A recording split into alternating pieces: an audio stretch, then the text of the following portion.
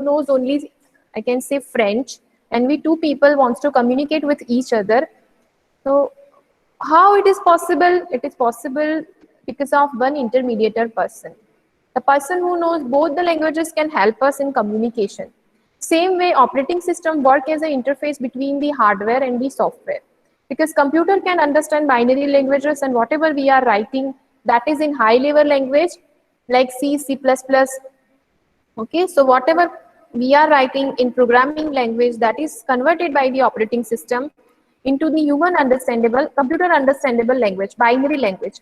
So operating system is the intermediator between the hardware and the software. Plus various activities done by the operating system is device management, memory management, file management.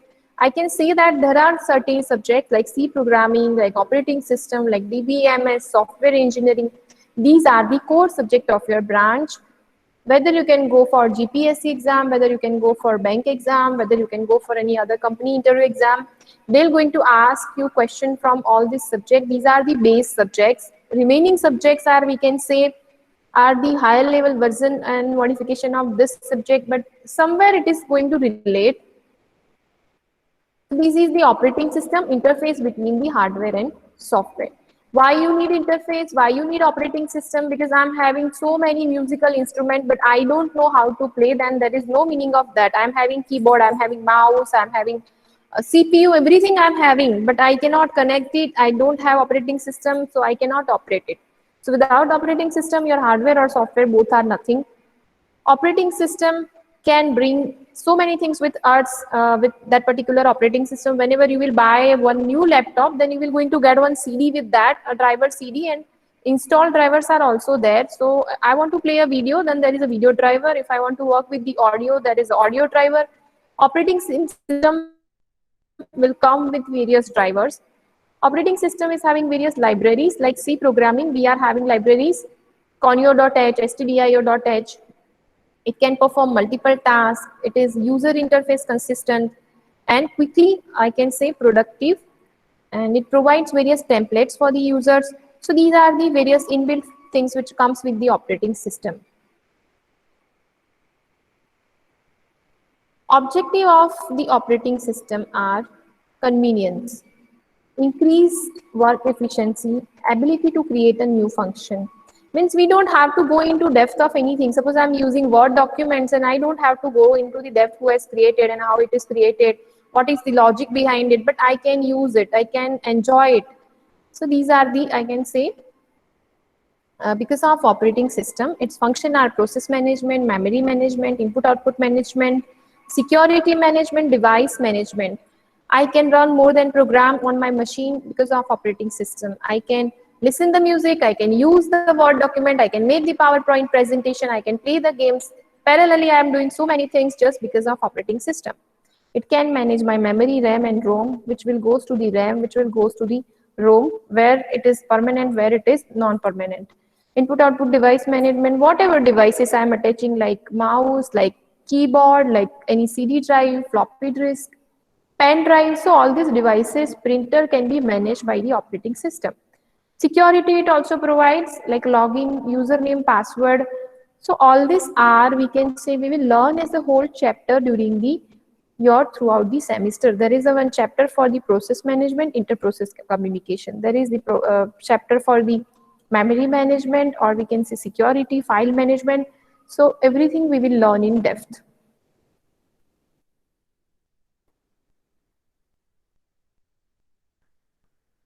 Process management means we can work with many applications. IO management means you can take a printout, you can listen to music. Security management, I told you that authentication, login, device management, you can manage your phones, you can manage your cameras. Now the second thing is types of operating system.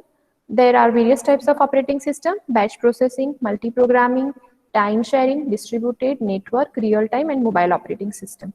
Okay, what is the story behind the batch operating system? Batch operating system means what we are doing, we are dividing, means in past, what people are doing, you can see this image. There are a main frame computer, which is of room size. So suppose I'm learning in one college, and there were programming languages like C, Pascal, COBOL, Fortran. So somebody, one group has made the program in C, one group has made the program in Pascal, one group has made the program in COBOL. People will go with that program, they will give that particular program in one device to that particular person, and he will make a batch of the program from 11 to 1. C program will run from 1 to 3. Fortran program will learn. What is the disadvantage? The program will run in sequence, but what are the disadvantage? For example, there are some error come into the COBOL program. So it will goes into the infinite loop. The person who is having Pascal program will never going to get chance of execution until that error will going to solve. So this is the batch processing. Second thing is multi-programming. When you are working with the single program, for example, in past, we can say that starting, we are having operating system, which is of two types. The first one is CUI, command-based user interface, and the second one is GUI, graphical user interface. CUI means what? CUI and GUI.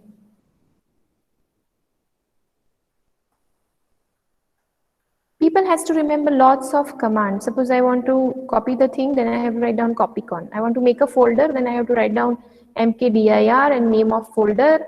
So these are the lots of command, only single user can use it, and I can say there were no multiple tasks, multiple programs are allowed. Then after its example of CUI is DOS and Unix. Then after GUI came into the market, a graphical user interface where you can do each and everything through the click of mouse. Graphics are provided.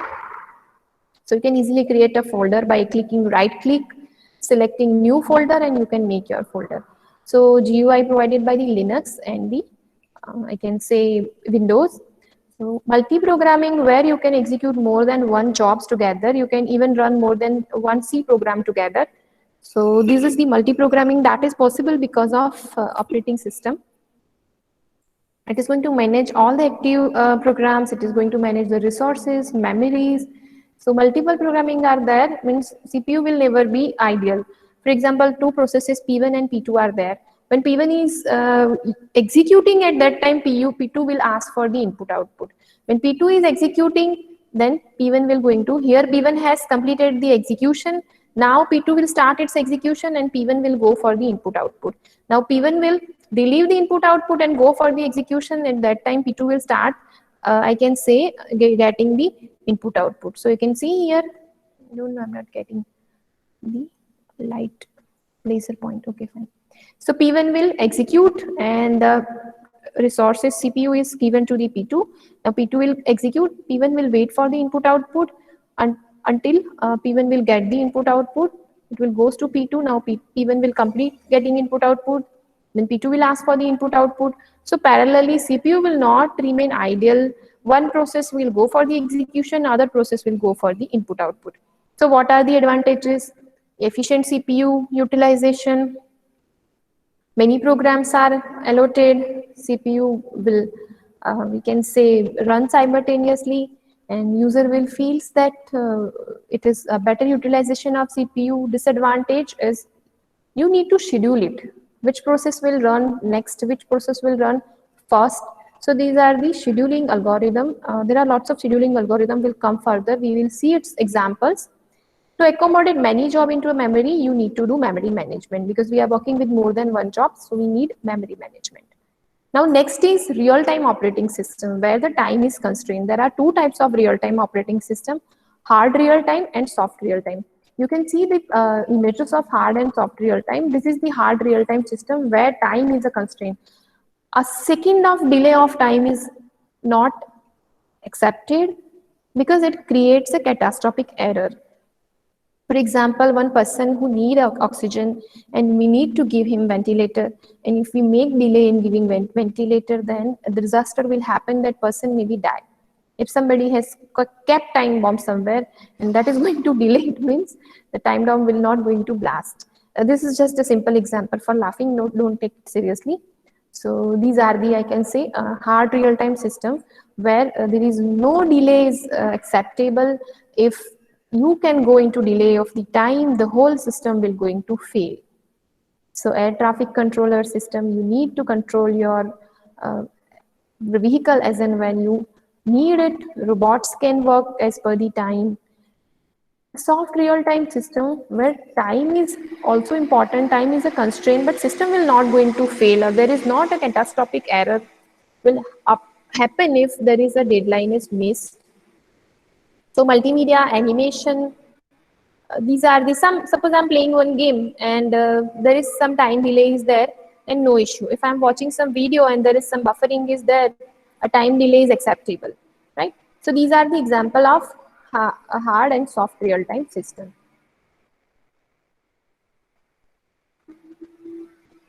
Next is multitasking, where you can perform more than one task. For example, I can access the browser, internet, I can even work with the Excel, I can parallelly do something on Paint, I can even play the music and listen the music. This is possible because of operating system, multiple tasks I can perform parallelly.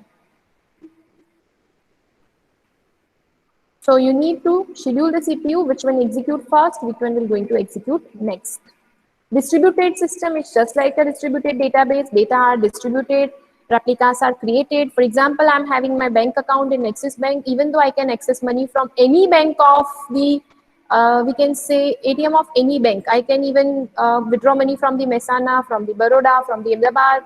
Why? Because my data is distributed. Initially, distributed system was not there. So people has to go personally, they have to give the check, they have to stand into the line.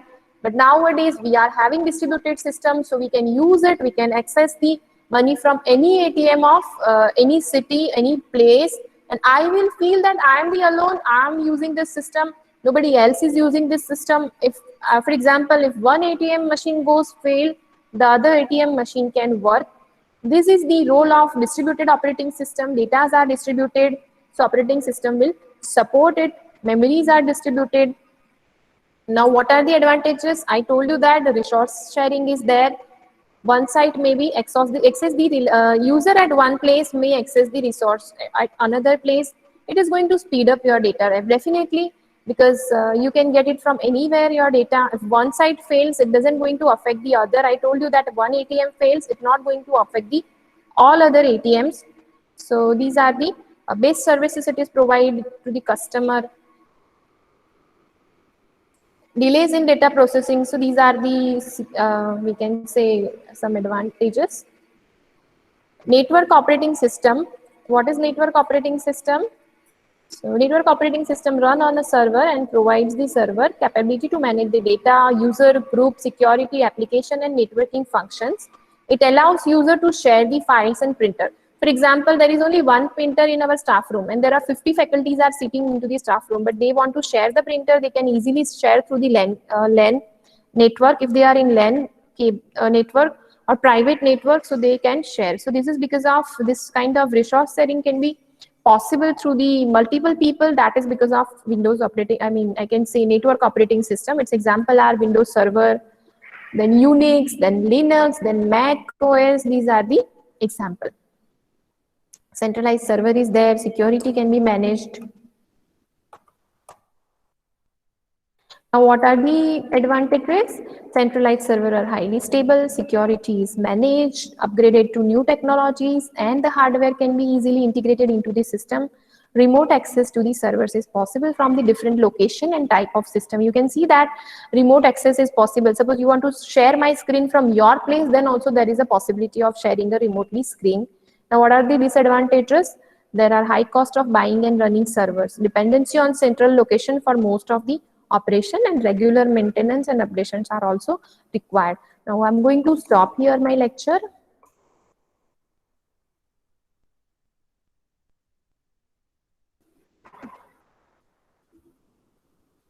Wait.